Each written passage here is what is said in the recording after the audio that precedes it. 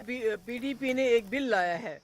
जम्मू कश्मीर को anti bulldozer bill, जो जम्मू कश्मीर के लोगों की, जो गरीब लोग हैं, जिनके पास सालों साल से कहीं किसी ने घर बनाया है, 4 मरले 10 मरले, या कोई दुकान है या काउशेड है, तो उसको कैसे रेगुलराइज कर लें, उसको हमने बिल लाया है। और जिस तरह से जो लीज है होटलियर्स की, जो सालों सालों से यहाँ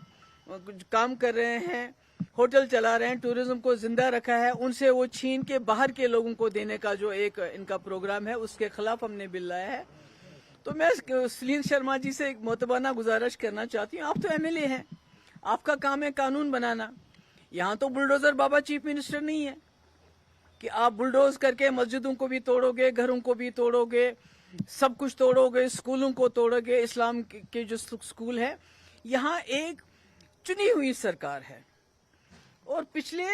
2019 से यहाँ जम्मू कश्मीर के लोगों में